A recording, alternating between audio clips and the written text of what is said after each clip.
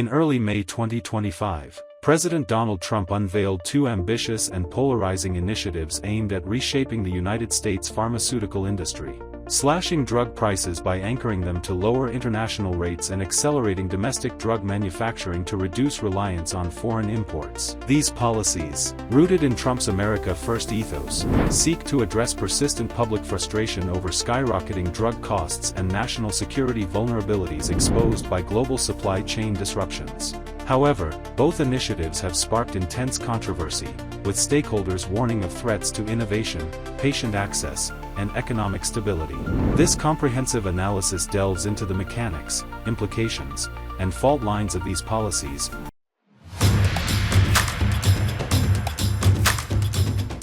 The mechanics of the most favored nation model. Trump's first policy, set to be formalized through an executive order as early as next week, revives the most favored nation pricing model, which ties Medicare payments for certain high-cost drugs to the lower prices charged in other developed nations. Politico reported on May 7, 2025, that the Centers for Medicare and Medicaid Services is preparing to launch a pilot program targeting select medications, with potential expansion pending results. The policy focuses on drugs administered under Medicare Part B, such as infusions for cancer or autoimmune diseases, which are among the program's costliest. The most favored nation model draws inspiration from countries like Canada, Japan, and European nations, where government-regulated pricing keeps drug costs significantly lower than in the United States. For example, a 2023 study by the Kaiser Family Foundation found that prices for brand-name drugs in the United States were 2.8 times higher than in Canada and 4.2 times higher than in France. By aligning Medicare prices with these benchmarks, the administration aims to reduce the financial burden on seniors and the federal budget, which spent $184 billion on Medicare Part B drugs in 2023.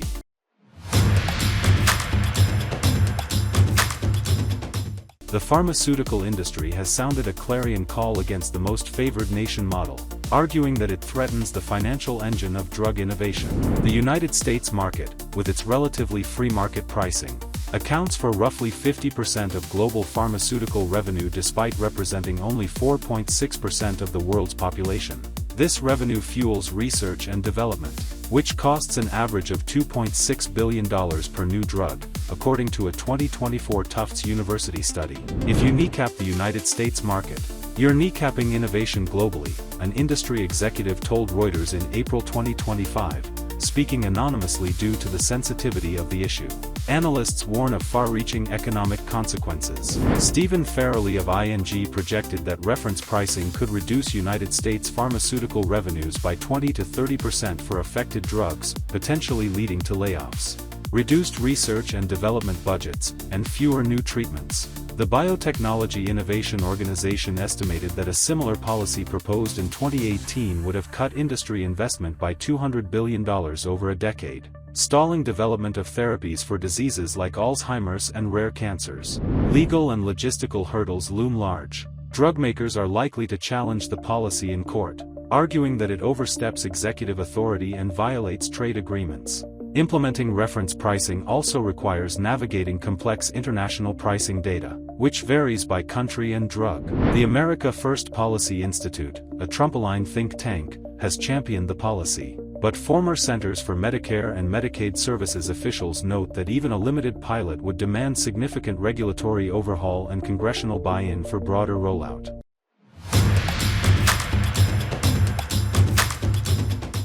For consumers, the most favored nation model holds the promise of substantial savings. Medicare beneficiaries, who often face high out-of-pocket costs for Part B drugs, could see relief akin to the 79% price cuts achieved for some medications under the Biden-era Inflation Reduction Act.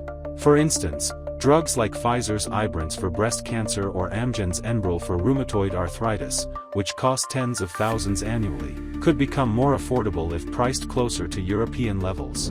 Yet, the benefits are not assured. Drug makers may counteract United States price reductions by raising prices abroad, straining healthcare systems in allied nations. In April 2025, a European Federation of Pharmaceutical Industries and Association spokesperson warned that such a move could destabilize access to medicines across Europe. Additionally, the policy's focus on Medicare excludes the privately insured, leaving younger Americans unaffected. There's also the risk that manufacturers could limit supply or delay launching new drugs in the United States to avoid lower price benchmarks, as seen in some European markets.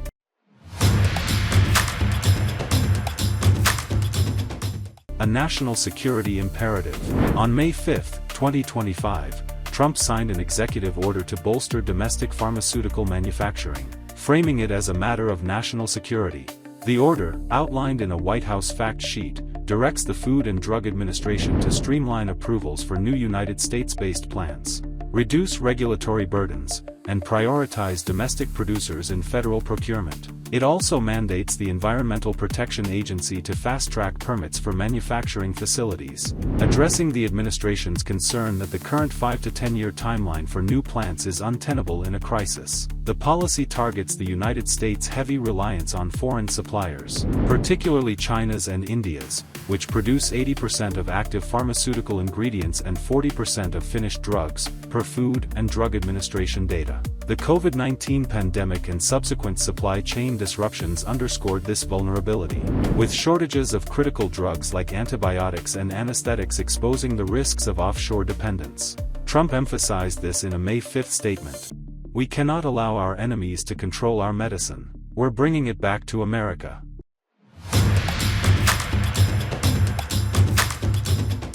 The executive order introduces several reforms to spur domestic production. The Food and Drug Administration will shift to a concurrent review process, allowing simultaneous evaluation of plant designs and drug applications to shave years off approval timelines. The order also enhances Food and Drug Administration oversight of foreign facilities, replacing scheduled inspections with unannounced visits to ensure compliance with good manufacturing practices. Additionally, the Department of Health and Human Services is tasked with identifying essential medicines for prioritized domestic production. Major drug makers have responded with significant investments. Eli Lilly announced a $9 billion expansion of its Indiana facilities, while Novartis committed $23 billion to build 10 new United States plants by 2030. Johnson & Johnson and Merck have also pledged billions, driven partly by Trump's threats of tariffs on imported drugs. On May 5, Trump warned that tariffs of 25% or higher would be imposed on companies failing to shift production to the United States, with details expected within weeks. However, industry leaders have cautioned that reshoring is a Herculean task. Novo Nordisk's chief financial officer, Karsten Munk-Knudsen, noted in April 2025 that building Food and Drug Administration compliant facilities takes 5 to 10 years, even with streamlined regulations. The Pharmaceutical Research and Manufacturers of America estimates that new plants cost $1 to $2 billion each, with additional expenses for workforce training and supply chain reconfiguration. The complexity of active pharmaceutical ingredient production, which requires specialized equipment and expertise, further complicates the transition.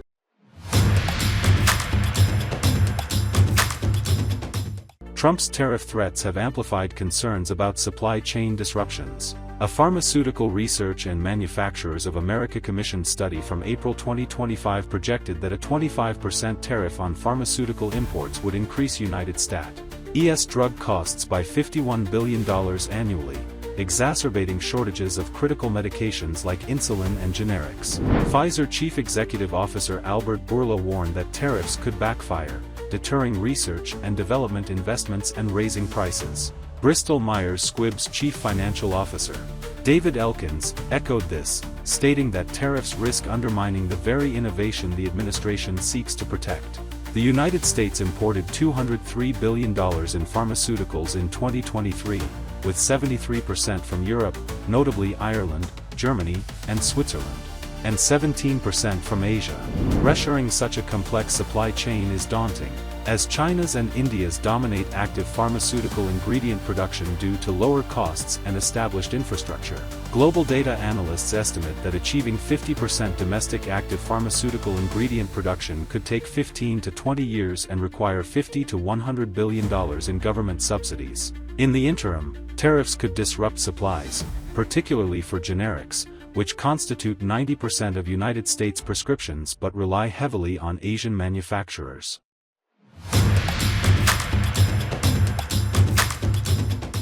The reshoring push aligns with broader national security goals, particularly amid tensions with China.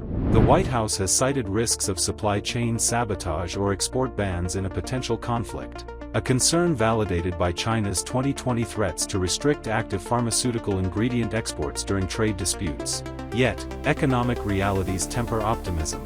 Domestic production is inherently costlier, potentially increasing drug prices unless offset by subsidies or tax incentives. The Food and Drug Administration's recent layoffs of 3,500 staff, including inspectors and reviewers, further strain its capacity to oversee new facilities, as former Commissioner Mark McClellan warned in April 2025.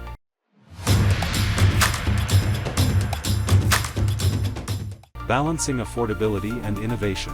Trump's dual policies navigate a delicate balance between affordability and innovation.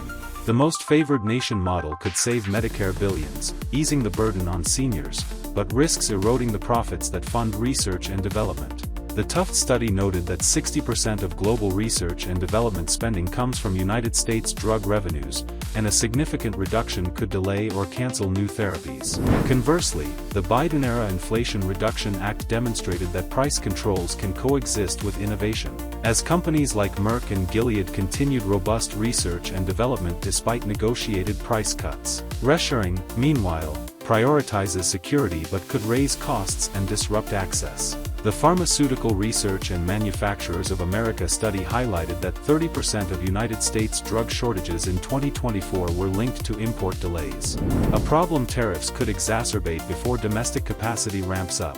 Patients relying on affordable generics face the greatest risk, as domestic production may prioritize high-margin branded drugs.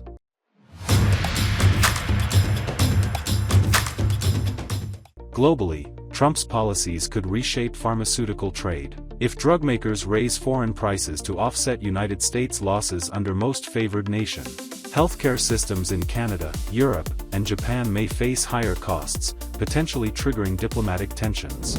European drug makers, already bracing for United States-European Union tariff disputes, are lobbying to exempt medicines, with a Roche executive warning in April 2025 that patients will bear the brunt of retaliatory tariffs. Drug makers are adapting strategically. Merck and Pfizer have stockpiled United States inventory to mitigate tariff impacts, while smaller firms are exploring partnerships with domestic contract manufacturers. Pharmaceutical Research and Manufacturers of America is advocating for a phased tariff approach, allowing a 5 to 10-year transition to domestic production. Meanwhile, China's and India's suppliers are diversifying markets, with India boosting exports to Africa and Latin America to offset potential United States losses.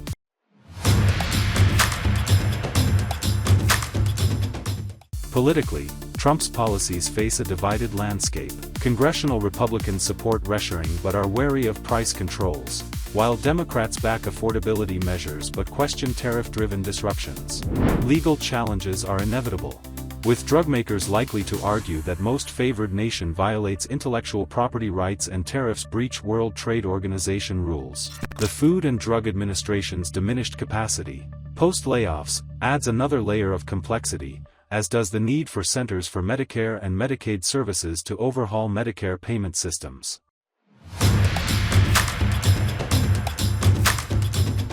Trump's pharmaceutical agenda is a high-stakes gamble, blending populist appeals for lower drug prices with nationalist calls for self-reliance. The most favored nation model could deliver meaningful savings but threatens the innovation ecosystem, while reshoring promises resilience but risks short-term shortages and higher costs. Success hinges on overcoming regulatory, economic, and political obstacles, all while maintaining patient access and industry stability. As the administration presses forward, the world is watching, aware that these policies could redefine not only American healthcare but the global pharmaceutical landscape for generations to come.